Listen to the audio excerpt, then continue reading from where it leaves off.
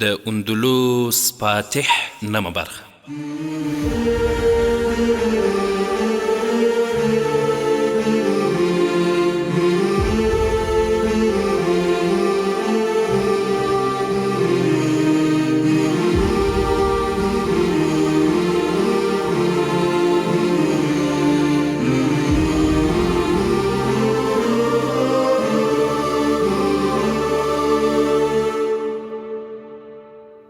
ای رهبر فرزانه، نام تو درخشان است، عشق تو به دلها چون هر لحظه خروشان است. در خاطره ایمان یاد تو همی زنده، در هر دل انسانی مهر تو فروزان است. د بربري غربت یا اندلس فاتح د ناول درنو او قدرمنو اوریدونکو په دې هیله چې روغ او جوړ به یاست. الله رب العزت مو خوشحال لره. دا د زه محسن احسان یو ځل بیا د اندلس فاتح ناول قربتوب کوم په دې هیله چې دا خپرونه تر پایه راسره واورئ. درنو او قدرمنو اوریدونکو، په تیر برخه کې مو اوریدل چې په دې جګړه کې به هر څوک مړه کېده یا مړه کول، خو یو سړی توره په لاس د جګړې څخه بې پروا یوې او بلې خواته داسې ګرځېده لکه څوک چې لټوي. هغه جګړه نه کوله بلکې له هغې څخه ځان یوې او بلې خواته کولو. دا تک سور سپین ښایسته ځوان آن کادلیت سیند ته ورسېده، د حرم خیمو ته لاړ. داسې معلومېده لکه چې هغه ته خپل د لټون شی په لاس نه ورځي. هغه یوې او بلې خواته د دښمن له سترګو څخه پټ پټ ګرځېده. دا چې دا لټون کوونکی څوک و، په نن خپرونه کې به یې واورو. درنو او قدرمن اوریدونکو، دا لټون کوونکی هنري و. هغه هنري چې د پلورا سره یې ژمنه کړې وه چې د راډیرک سر به ورته په پښو کېږدي. ځکه نو هغه د جګړې په میدان کې د راډیرک پسې توره په لاس ګرځېده چې کله پیدا شي نو سر به ورڅخه غوڅ کړي او د خپلې محبوبې پلورا په پښو کې به یې واچوي. د اتمې ورځې په جګړه کې د راډیرک بیرغ ډېر ژر راولوېده او کښته پرېوت. کله چې بادشاهي او ستر بیرغ کښته شو، اندلسي پوځ خپل هر څه له لاسه ورکړل، ځکه هغوی فکر وکړ چې امپراتور نیول شوی یا وژل شوی دی، نو جګړه د چا لپاره کوي. بالاخره هنري د ګالیت د سیند په غاړه د راډیرک سپین آس اورېلیا تش او خالي په لاس ورغی چې راډیرک هلته هیڅ نه لیدل کېده. د آس سره نږدې یوه توره پرته وه چې په لاس باندې قیمتي ګاڼې، غمي او ملغلرې لګېدلې وې. دا په یقیني توګه د راډیرک توره وه چې د تیښتې په وخت کې یې هلته غورځولې وه. حیرانوونکې خبره خو دا وه چې راډیرک بوټان هم د تورې سره په خوا کې پراته وو. هنري د ښځو او حرم خیمو ته لاړ. هلته ټولې مېرمنې وېرېدلې او غونچې غونچې ناستې وې. هنري هغو ته سپکې سپورې وویلې او د راډیرک په هکله یې ورڅخه پوښتنه وکړه، خو ټولو وویل چې موږ ته هېڅ معلومات نشته. هنري بیا د سیند په لورې منډه کړه، د راډیرک توره او بوټان یې راواخیستل او په سپین آس اولیا یې پښه واړوله. د جګړې میدان ته ورغی او په لوړ اواز سره اعلان وکړ: ای خلکو، راډیرک مړ شو، راډیرک ووژل سو. دا د هغه آس، توره او بوټان په همدې نارو کې طارق بن زیاد ته ځان ورسولو. هغه ته یې وویل چې راډیرک درک نشته، خو توره، بوټان او آس یې ما ته په لاس راغلي دي. د دې سره کادلیت د میدان د 8 ورځو جګړه پای ته ورسېده. نامتو تاریخ لیکونکي لین پول لیکي چې د دې 8 ورځو جګړه په برکت مسلمانانو 800 کاله په اندلس کې حکومت او واکمني وکړه. هغوی خو څو نورې جګړې هم وکړې، خو فیصله کوونکې او پرېکنده جګړه همدا وه چې د ګالیت د جګړې په نامه سره یادېږي. ټولو تاریخونو لیکلي دي چې راډیرک مړی او ژوندی ورک شو. د هغه سپین آس، ښکلې توره او بوټان د سیند په غاړه پیدا شول. د همدې نښانو په لیدو سره ځینو دا فکر کړی چې راډیرک په اوبو کې ځان اچولی او سیند ډوب کړی، یا دا چې خپله یې ځان اوبو ته غورځولی او ځان وژنه یې کړې. زیاتو دا خبره لیکلې چې اصلا راډیرک غوښتل له سیند څخه تیر شي او ځان تلیتې ته ورسوي، خو د سیند څخه د تېرېدو په وخت کې په اوبو کې ډوب شو، ځکه اوبه تیزې او زیاتې وې. ځینو تاریخونو په ځانګړې توګه دا خبره هم لیکلې ده په عیسایانو کې خپره شوې وه، هغه دا چې راډیرک مړ شوی نه دی، بلکې په بدل شکل او صورت کې به د عیسایي دین د بلونکي او ساتونکي په توګه یو ځل بیا راښکاره کېږي. دا عقیده تر ډېره وخته پورې د اندلس په عیسایانو کې والی درلود. د هغه وخت ځینې لیکنې چې تاریخ لیکونکو ته په لاس ورغلي، ځینې حیرانوونکي روایت هم پکې شته چې یو روایت پکې دا هم راغلی دی چې راډیرک په کادلیت سیند کې ډوب شوی نه دی، بلکې هغه یو ټاپو او جزیرې ته ولاړ چې هلته زیات ماران اوسېدل. هره ورځ راډیرک یو زهرجن مار چیچلو، خو مړه کېده نه، بلکې ژوندی به و. سبا به یې بل مار چیچلو. الله تعالی جلا جلا هغه ته د ګناهونو د سزا ورکولو لپاره زیات عمر ورکړ تر څو یې ماران وچیچي. کله چې د زیات وخت څخه وروسته مړ شو نو بدن یې د ماران خوراک شو. دا روایت چې کومو خلکو رااخیستی هغوی ټول عیسایان دي. په دې جګړه کې د اندلسي لښکر څخه 50,000 پوځیان ووژل شول چې څو پکې نامتو او تکړه جنرالان هم وو. ځینې اندلسي نوابان او امیران هم ووژل شول. د دې لښکر څخه 10,000 سپایان او افسران بندیان او ژوندي ونیول شول. 100 شانتې وتښتېدل ځکه چې 100,000 مخکې مسلمانانو ته واوښتل او د هغوی سره ملګري شول. تاریخونه لیکي چې اندلسي لښکریان د ځان سره اوږدې رسۍ او پوړې راوړي وو چې په هغې باندې به غازیان یو په بل پورې تړي او د ځان سره به تلیتې ته راولي. خو مسلمانانو د خپل رب په فضل او مرستې سره په همهغو رسیو او پوړو باندې د اندلس 10,000 پوځیان وتړل او د جګړې له میدان څخه شاته واستول.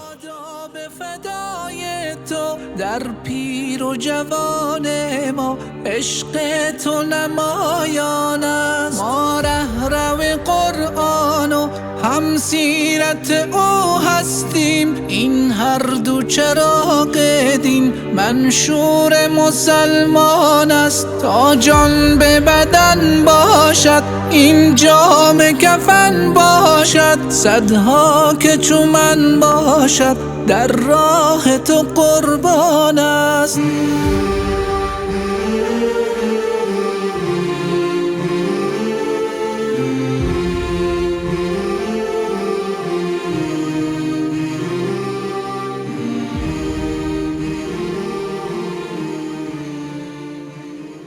مغیث او قرطبه د راډیک د دې زره پوځي بندیانو د وړلو او تړلو څخه مخکې حالت ډیر حیرانونکی او عجیب غوندې و. د لکه د 3 غرونو څخه نیولې د ګادلیت تر سینده پورې پراخه میدان د محشر په شان برېښېده. هر لوري ته د مړو او وژل سوو انبارونه پراته وو. په زرګونه زخمیان تړپېدل. ځینو د پورته کېدو کوښښ کولو خو بیرته راپرېوتل. ډیر پکې داسې وو چې هغوی خپلې اخري سلګۍ وهلې. چغو او زګیرویو میدان ډیر ویرونکی او هیبتناک ګرځولی و. تر ټولو زیاتې چغې او رمباړې هغه اندلسي پوځیانو وهلې د کوم په بدن کې چې غشي نښتي او ننوتي وو. د انسانانو د پښو سره سم چې کوم ګردونه او دوړې پورته شوي وې هغه د وریځو د ټوټو په شان اوس د اندلس په لوري روانې وې. یو نامتو تاریخ لیکونکي سټیفنز لیکلی دی آیا دا د حیرانتیا خبره نه وه چې طارق بن زیاد د راډریک د ماتې او تیښتې حالت په خپلو سترګو لیدلو. تاریخ په دې خبره تر اوسه پورې حیران دی چې په څه ډول 12,000 کسانو 100,000 منظم پوځ ته ماتې ورکړه او د خپل شمیر 4 چنده پوځیان یې ووژل او 2.5 چنده یې ژوندي بندیان کړل. هغه ګړی د راډریک فرعونیت د ګادلیت په میدان کې د خاورو سره برابرېدلو طارق بن زیاد په خپل آس باندې سپور شو او د یوې غونډۍ په سر پورته شو او د جګړې میدان ته یې کتل. غازیانو خپلو شهیدان او زخمیان په پوره احترام او درناوي سره پورته کول. ځینو غازیانو هغه اندلسي پوځان رانیول کوم چې په ځنګلونو فصلونو او بوټو کې پټ شوي وو. ځینو پوځیانو د خپلې زخمي او مړو ملګرو لاندې ځانونه پټول تر څو ځان د بندیتوب څخه وژغوري. څه اندلسي پوځیان په تیښته کې وه او د ګادلیت د سیند په سر چې کوم پل هغوی جوړ کړی و پر هغوی پرېوتل. هغوی د ویردلو څارویو په شان په پل باندې په خپله کې ټېله جوړه کړې وه او د یو بل څخه یې د مخکې کېدو کوښښ کاوه. په دې ټیل ماټیل کې څو کسان لاندې سیند ته پرېوتل. هغه پوځیان خوشحاله وو چې مخکې یې لا وسله غورځولې او ځانونه یې د بندیانو په توګه مسلمانانو ته تسلیم کړي وو. څرګنده نه شوه چې چا حکم ورکړ د پل څخه تېرېدونکي اندلسي پوځیان باید تیښته پرېښودل شي. څو غازیانو د اندلسي بندیانو سره یو ځای د سیند غاړې ته ولاړل او هلته یې په اندلسي ژبه اعلان وکړ چې بیرته راګرځي که نه د غشو باران به در باندې وشي. د دې اعلان سره جفت پوځیان د راګرځېدو پر ځای مخ په وړاندې ټېله پیل کړه. د څو لیندیو څخه په یو ځل څو غشي ور ووتل او د پل څخه پوځیان لاندې راپرېوتل. د دې سره سم د پاسه ټیل ماټیل نور هم زیات شو او شاته راتلل هم پیل شول. کوم پوځیان د پل غاړې ته رسېدل یا نږدې وه هغوی همهغسې خپلې پښې سپکې کړې. طارق بن زیاد ولیدل چې 2-3 غازیانو 25 ځوانې نجونې را په مخه کړي دي. دا نجونې د راډریک د حرم نجونې وې چې هغه د عیاشي لپاره له ځان سره د جګړې میدان ته راوستې. طارق د غونډۍ څخه راکښته شو او نجونې د هغه په وړاندې راوستل شوې. په دوی کې یوازې یوه مېرمن د پاخه عمر خاونده وه چې د حرم څارونکې معلومېده. پاتې ټولې ځوانې یو له بلې څخه ښایسته او حسینې وې. طارق بن زیاد وپوښتل آیا دوی د باچاهي کورنۍ پورې اړه لري؟ جولین ځواب ورکړ نه، دا د ولسي خلکو لورګانې دي چې د اندلس د بادشاه د عیش او عشرت لپاره غوره شوي دي. هغه به څه بادشاه وي چې 120 ملګري انجنې ونه لري. طارق بن زیاد وویل له دوی څخه وپوښتئ چې کومه یوه د بادشاه په حرم کې خوشحاله نه وه. کله چې د انجونو څخه وپوښتل شول نو ټولو دا وویل چې موږ په زور سره د بادشاه حرم ته راوستل شوي په دې نجونو کې څو عیسایي نورې ټولې یهودي نجونې وې. طارق د انجونو څخه وپوښتل بادشاه راډک چیرې دی؟ د حرم څارونکي مېرمنې وویل د دې پوښتنې ځواب د هېڅ چا سره هم نشته. د 4 شپو را په دې خوا بادشاه هېڅوک هم خپلې خیمې ته نه دي بللي. ما به هره شپه د هغه څخه پوښتنه کوله خو هغه به زه رټلم. د جګړې د 2مې ورځې څخه هغه لیونی غوندې شوی و. هغه به د شپې دومره زیات شراب څښل چې ما یو ځل پوړ مخ په خیمه کې پروت ولیدلو. سمدستي مې پیره کوونکي راوغوښت او هغه په بستره باندې واچولو. خو چې کله به سهار شو نو پوره به بیدار او په هوش کې به و. د اندلس د امپراتور راډرک پوځ څخه مسلمانانو غازیانو ماتې ورکړې کوم چې سپه سالار یې طارق بن زیاد و. د هغوی په سر د الله تعالی د مرستې لاس او په زړونو کې یې د محمد رسول الله صلی الله علیه وسلم من او محبت پروت و. رسول الله صلی الله علیه وسلم په خوب کې هغوی ته زیر ورکړی و او ورته ویلي وه ته زما د امت څخه یې الله تعالی ستا ملګری او مرسته کوونکی دی.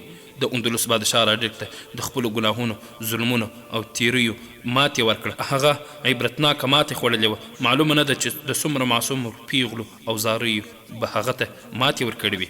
هغه ته د استریا روح ماتې ورکړه چې د سر د قلم کولو څخه یې مخکې ورته ویلي وه چې ستا په بادشاهي باندې به اسونه وزغلول شي.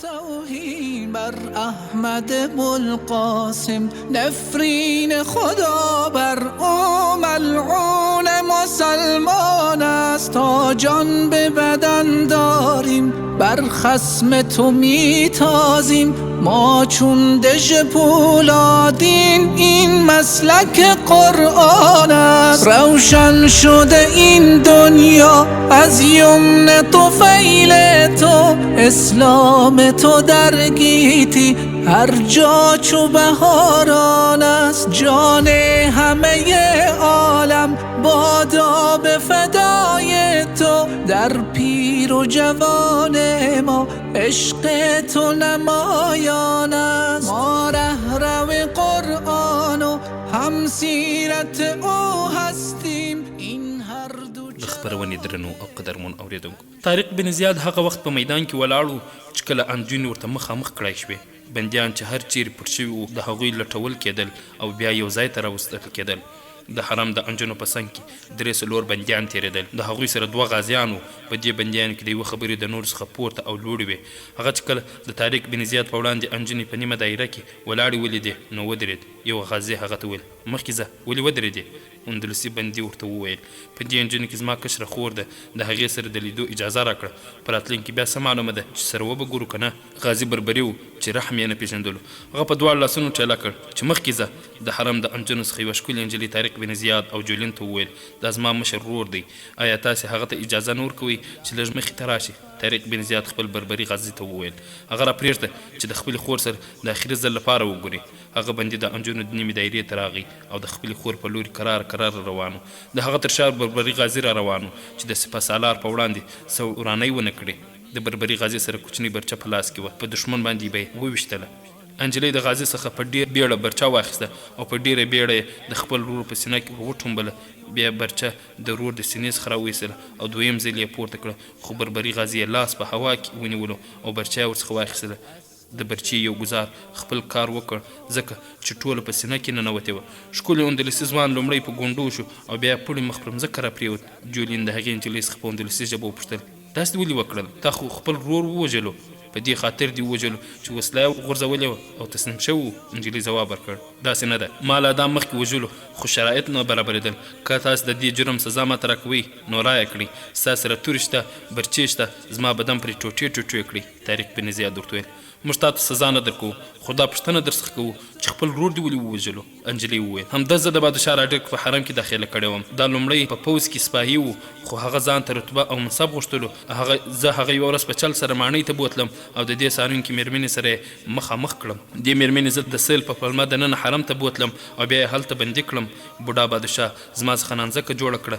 زه د 2 کالو څخه را په دې خوا په حرم کې یم. ما څو ځلې دې مېرمنې ته وویل چې ما د خپل ورور سره مخامخ کړي. د لالې مېرمنې راته وویل چې د حرم څخه هیڅ انجلۍ د باندې نشي وتلی او نه کوم نارینه دلته راتلی شي.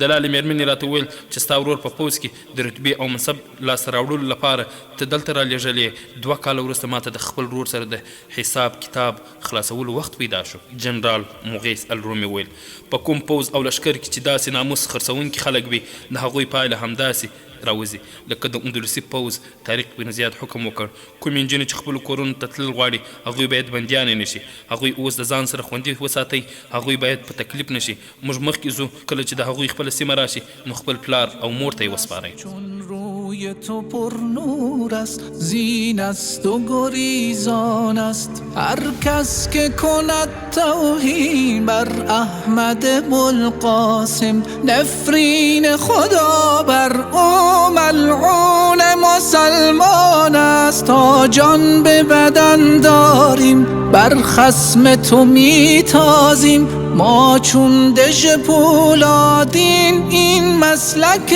قرآن است روشن شده این دنیا از یمن طفیل تو اسلام تو در گیتی هر جا چو بهاران است جان همه عالم بادا به فدا د بربري ګربت یا اندلس فاتح د ناول درنو او قدرمنو اوریدونکو په دویمه ورځ طارق بن زیاد د خپل امیر موسی بن نصیر په نامه ډیر لوی پیغام ولیکلو چې په هغه کې د ګادلیت د جګړې پوره او مکمل معلومات وړاندې کړ او په اخر کې ورته ولیکل ما تر اوسه پرې کوم ښار نه دی فتح کړی چې ډالۍ در واستوم زما په فکر امیر المؤمنین ولید بن عبدالملک به دا اوسنۍ ډالۍ ډیره خوښه کړي 10,000 جنګي بندیان دي دوی به تل ستا سره وي ځکه د هغوی بادشاه په اوبو کې ډوب او غرق شوی دی د هغوی د خلاصون یا تاوان ورکولو څوک نشته همدارنګه زموږ هیڅوک هم د هغوی سره بندیان دي چې د هغوی په بدل کې ورکړو ښاغلی امیر بله ډالۍ د امپراتور سپین آس اورلیا دی چې ډیر غوره آس دی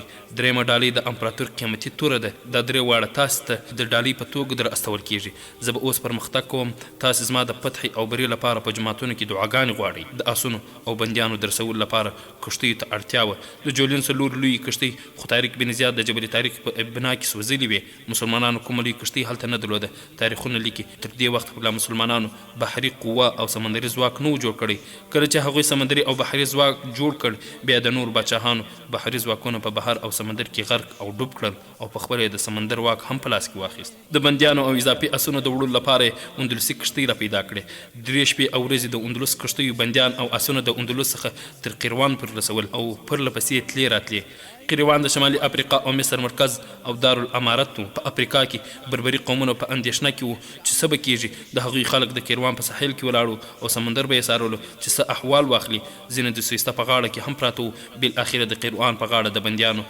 لومړی جوپه کښته شوه بربریان په کښتیوانانو ورپرېوتل د بندیانو سره بربري غازیان هم وو هغوی ورته د اندلس د جګړو په هکله معلومات ورکړل د دې څخه وروسته بربریانو په خپلو اسونو پښې واړولې او خپلو قومونو ته په منډه شول تر څو هغوی ته زیری ورکړي بربریان زیات د افریقا په دښتو او بیابانونو کې اوسېدل هر ځای ته به چې د طارق بن زیاد د فتح او بری خبرونه رسېدل هلته به جشن جوړېدلو نارینه او ښځې ټول خوښ او خوشحاله وو په خلکو کې دا اوازې او انګازې خپرې شوې د طارق بربر سره پوځ ډیر کم دی داسې نه چې هغه مخکې په کوم جال کې راګیر شي نو طارق بن زیاد د مرستې او کومک ته ورشي د دې اوازو او انګازو څخه بالاخره یو اواز جوړ او هرې خوا ته خپور شو د دې اواز څخه وروسته نوي ځوانان او د پاخه عمر بربریان د قیروان او سیسته په غاړه راټولېدل د اندلسي کښتۍ بیرته تللې نو بربریان د ځان لپاره د کښتیو بندوبست وکړ او پرله پسې د سمندر څخه بلې غاړې ته ننوتل او د طارق بن زیاد په لښکر کې داخلېدل هنري د سویسته په غاړه له کښتۍ څخه کښته او د جولین د ماڼۍ په لوري په منډه شو هغه د جولین د لور پلورا سره ژمنه کړې وه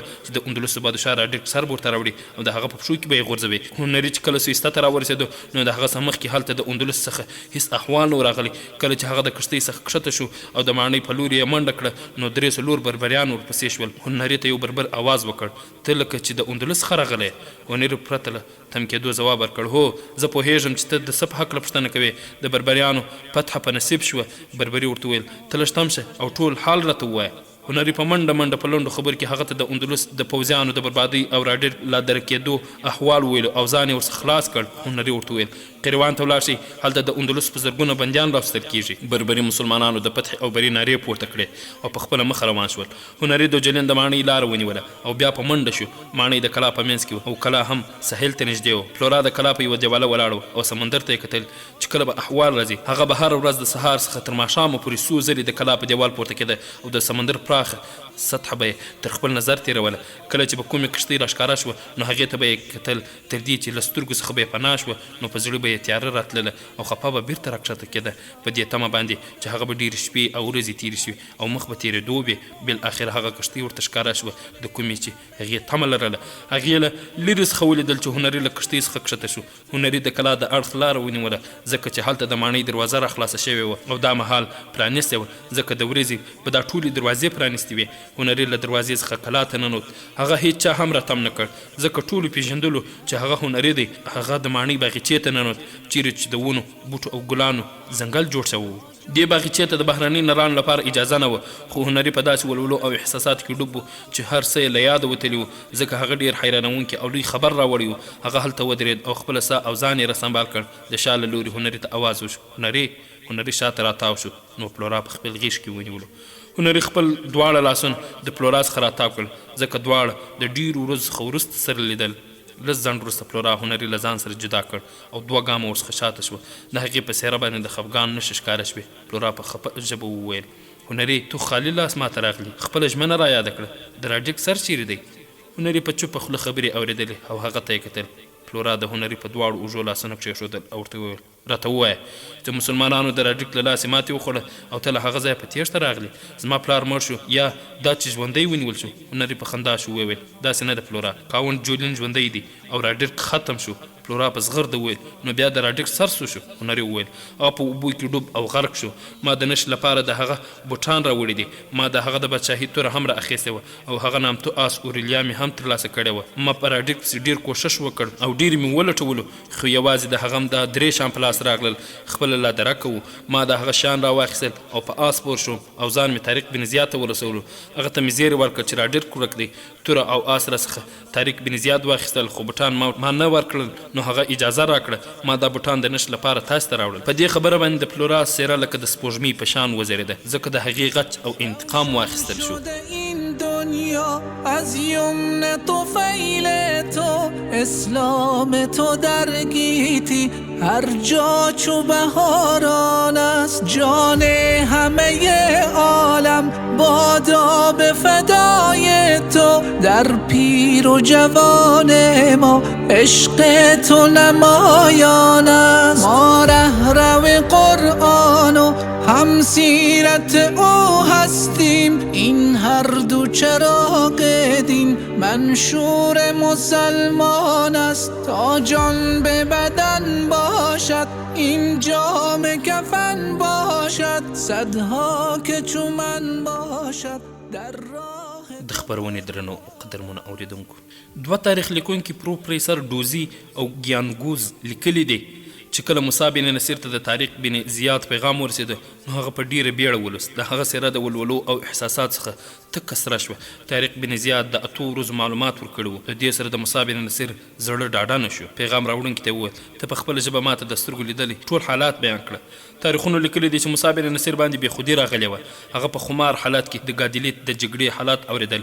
بیا هغه امیر المؤمنین ولید بن عبدالملک ته چې کوم پیغام ولیکلو د هغې څه برخه تاریخونه هم راخیستې ده. د پیغام په اخر کې هغه داسې لیکلي وه امیر المؤمنین دا عادي او عام جنگ نه و، کومه اسانه او ساده جګړه نه وه. دا د قیامت او محشر میدان و. ما چې په خوله د هغې په هکله څه اورېدلي دي د هغه د بدن ویښتان راپورته کوي، غونې زیږوي. زموږ فتح او بری شکمن شوي وو. 12,000 غازیان د 1 لک منظم پوځ په وړاندې یوه ورځ هم نشوه تم کېدلی. دا د الله جل جلاله او رسول صلی الله علیه وسلم د عاشقانو برکت و. موږ هغوی ته یوازې افرین او شباسۍ ورکولی شو. ثواب بدله او اجر به یوازې الله تعالی په خپل لوی دربار څخه ورکوي. موسی بن نصیر د راډیک توره او د هغه نامتو سپین آس اورلیا د زیرې د پیغام سره یو ځای ولید بن عبدالملک ته واستول. د دې پیغام سره د دې 1000 اندلسي پوځیان بندیان هم ملګري وو. د دې 1000 پوځي بندیانو لیدل او کتل انسان ته دا ور په یادوي چې کفري ځواک د اسلام په وړاندې څومره بېوسي او لاس تړلی دی. د بندیانو په دې لښکر باندې د انسان رحم راتللو. هغوی مخکې د یوې باطلې او غلطې عقیدې بندیانو، د خپل بادشاه د حکم بندیان، اوس هغوی د جنګي بندیانو په څیر لاس تړلي روانو. هغوی ته چا تر دې وخته پورې نه ویلي چې تاسې اوس د تیارو څخه د روشنایي په لوري درومي. هغوی ته چا نه ویلي چې د اسلام په دین کې د بادشاهانو ظلم او زور زیاتی نشته. په اسلام کې غلام او بادار یو شانتي وي. یو اروپایي شاعر هم د راډیرک ماتې او د مسلمانانو فتح په شعر او نظم کې بیان کړی دی. هغه دې داستان ته د هسپانیا نظمي ډرامه نوم ورکړی دی. دا شاعر لوک هارټ نومیږي. هغه لیکلی دی چې کله اندلس پوځ د لشکر ماتې وخوړه نو راډیرک خپله په لوړه غونډۍ پورته شو. هغه خپل بادشاهي بیرغ ولیدلو کوم چې تر پرونه پورې لوړ او رپاند و، خو اوس په وینو تک سور او په خاورو کې لت پت پروت و. هغه یوې او بلې خواته د فتح او بري نارې اورېدې، خو دا نارې هغه د پوځ نه بلکې د مسلمانانو نارې وې. راډیرک ستړو او ستمانو سترګو د کادلیت په میدان کې خپل جنرالان او قومندانان لټول، خو هغوی ټول له سترګو پناه او تښتېدلي وو. په میدان کې هغه پاتې و کوم چې وژل شوي یا تسلیم شوي. راډیرک سوړ اسویلی ویست او د خپل ځان سره یې وویل څوک به زما د پوځ دومره زیاتو مړو شمېر سر ته ورسوي؟ هیڅوک نه. دومره لوی او پراخه میدان په وینو تک سور و. د هغه سترګې د دې خونړي او په وینو سور میدان څخه وښویېدې او له سترګو یې بې اختیاره اوښ داسې روانې شوې لکه د کوم زخمي د شارک څخه چې وینې دارې وهي. راډیرک د خپل ځان سره وویل تر پرونه پورې زه د اندلس امپراتور وم، خو نن ورځ زه هیڅ هم نه یم. تر پرونه پورې د لوړو او غټو غټو ماڼیو دروازې زما پر لۍ لپاره خلاصې وې، خو اوس دا ځای نشته. زه به ډاډه زړه پکې لږ ساعت کښېنم او آرام وکړم. زما پر مخ اوس د نړۍ ټولې دروازې بندې شوې. ای بدبخته، تا خو فکر کاوه چې د نړۍ ټول واک او اختیار ستا په لاس کې دی. هو زه بدبخته یم. زه نن په اخیر ځل باندې د لمر پرېوتل ګورم. ای مرګه، ته ولې دومره په کرار را روانې؟ ته زما له تښتولو څخه ولې ویره لرې؟ زر راشه او زر تر زره راشه او ما د نړۍ له هر غم څخه بیغمه کړه. در پیر و جوان ما عشق تو نمایان است، ما رهرو قرآن و همسیرت او هستیم. این هر دو چراغ دین منشور مسلمان است، تا جان به بدن باشد این جام کفن باشد. صدها که چو من باشد در راه تو قربان است.